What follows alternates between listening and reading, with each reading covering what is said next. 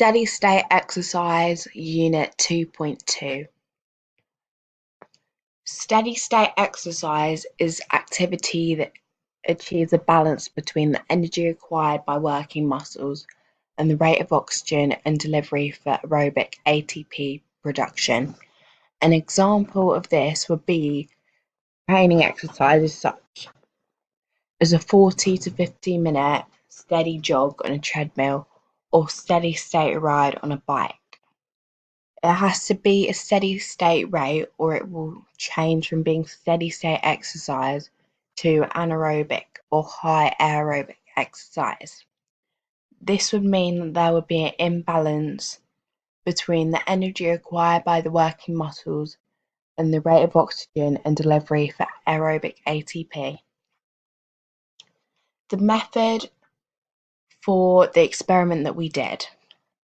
Summer will cycle on an exercise bike for 20 minutes. Her aim is to reach her 60 to 70% of her maximum heart rate. We calculated that this would be 164 beats per minute at an aerobic rate. During this time, we recorded her heart rate every minute, blood pressure every 4 minutes, O2 saturation we measured every 2 minutes, and so was her breathing rate.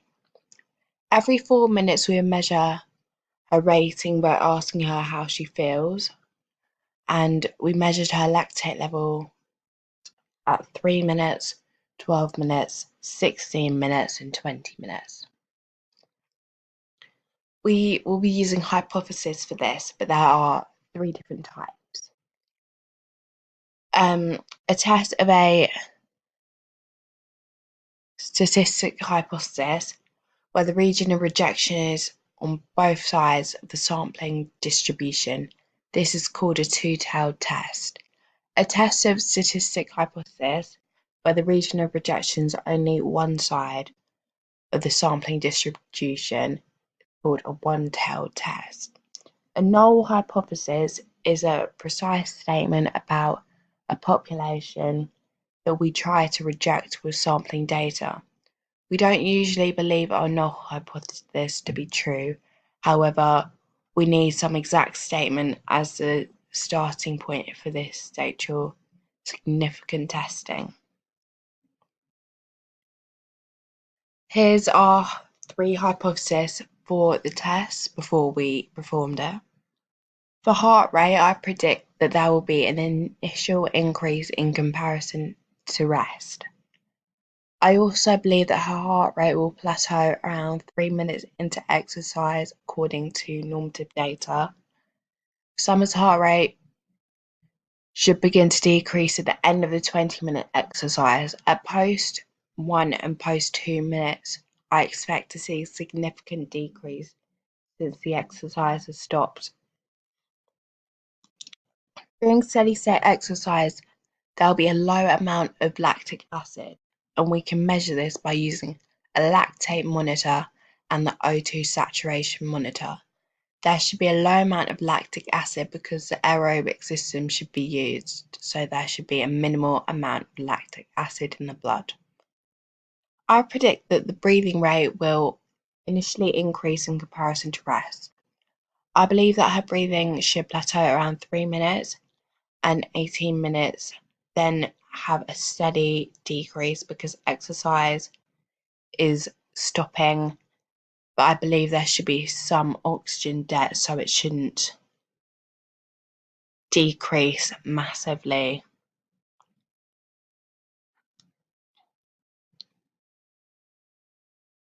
Before exercise begins, heart rate increases in anticipation. This is known as the anticipatory rise. It is controlled through the release of neurotransmitters called adrenaline and noradrenaline. During an extended period of time performing steady state exercise, a steady state heart rate will gradually increase. This is something known as cardiac drift and occurs due to an increase in the body's temperature.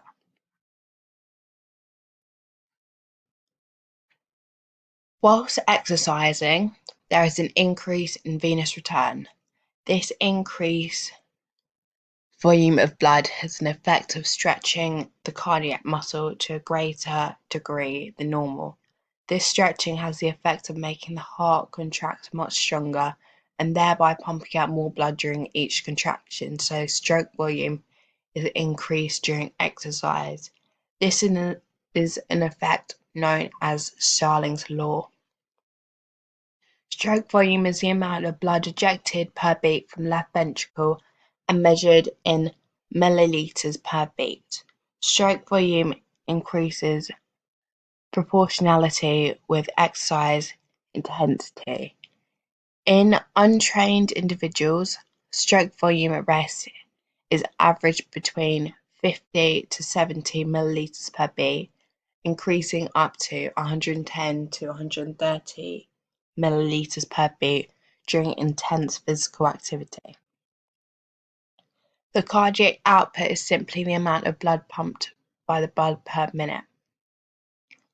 Necessarily, the cardiac output is the product of the heart rate, which is the number of beats per minute, and the stroke volume, which is amount pumped per minute.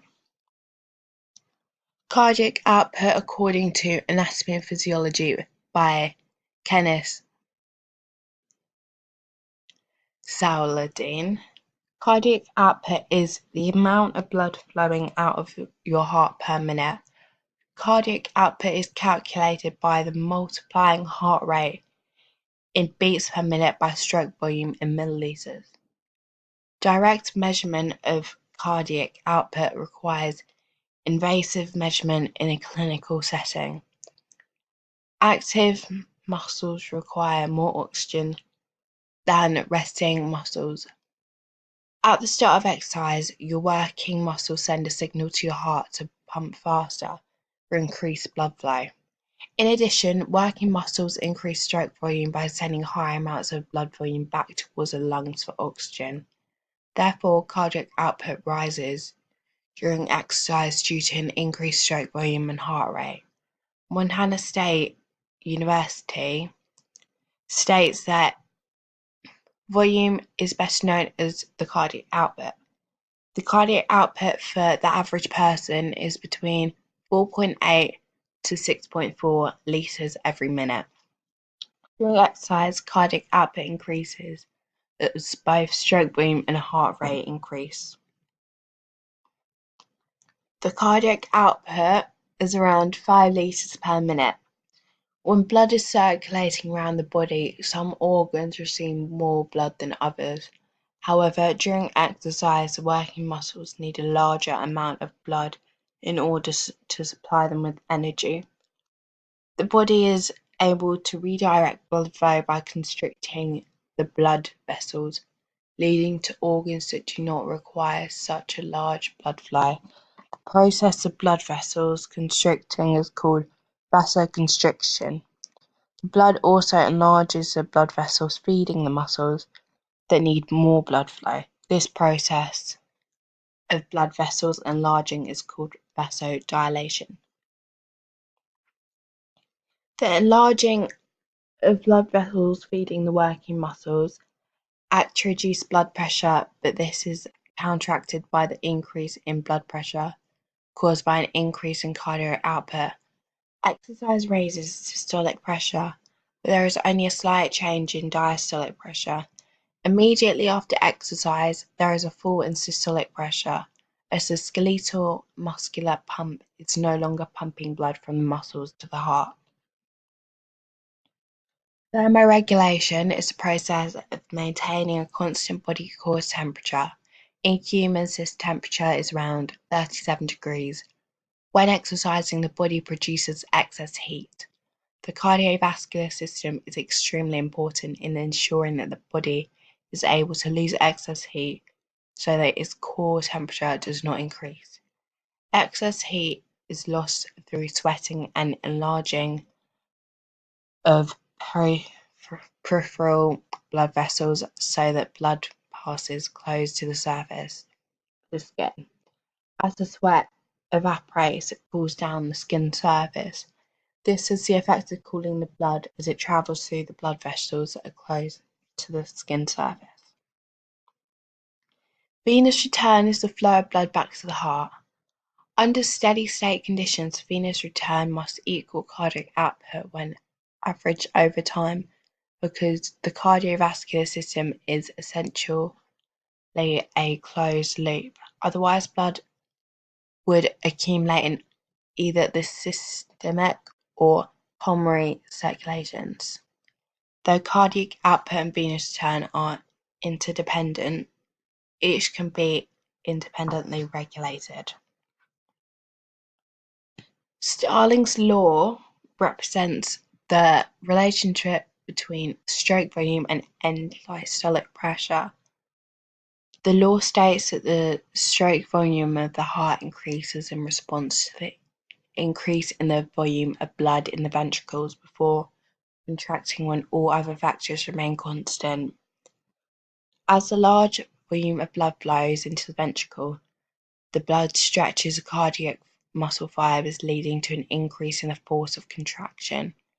The mechanism allows the cardiac output to be synchronized with the venous return and arterial blood supply, without depending upon external regulations to make alterations. Tidal volume is the volume of air inspired or expired in the single breath during regular breathing. During exercise, tidal volume increases as the depth of breathing increases and the rate of breathing also increases. This has the effect of taking more oxygen in the body and removing more carbon dioxide. The average tidal volume is 0.5 litres at rest. Vascular shunt refers to the distribution of blood around the body. During exercise, the vascular system distributes blood to the areas with the greatest demand for oxygen away from the areas with the lower demand of oxygen. For example, when exercising, the body is redistributing to the muscles away from the organs where the majority of the blood is at rest. When at rest, the arterioles to the organs dilate, with the precapillary sphincters open. Meanwhile, the arterioles to the muscles constrict, the precapillary sphincters close. As the intensity of exercise increases, the breathing rate also increases. However, if the exercise remains at constant speed or intensity, the breathing rate will remain at the same level. We take in deeper breaths to recover as much oxygen as possible after exercise. Athletes and performers can minimally improve their breathing rate when participating in steady-state exercise. The shorter the recovery time and the deeper the breaths, the fitter the performer will tend to be. If the performer takes a while for the breathing rate to return to normal, it is a sign that they are unfit. Oxygen dissociation curve. The majority of oxygen is transported in the blood as hemoglobin. Oxygen reacts with hemoglobin to create oxyhemoglobin. The reaction of oxygen with the hemoglobin is temporary and completely reversible. The binding of oxygen to the hemoglobin is dependent on the partial pressure of oxygen. Oxygen combines with the hemoglobin in oxygen-rich areas of the body, such as the lungs, for example. Changes in blood carbon dioxide levels and acidity cause shifts in the oxygen dissociation curve. These shifts enhance oxygen release in the tissues and increase oxygen uptake in the lungs. During exercise, the body becomes more acidic because of the increased production of carbon dioxide. The standard curve is shifted to the right by an increase in temperature or a decrease in pH levels, which means that it gets more acidic.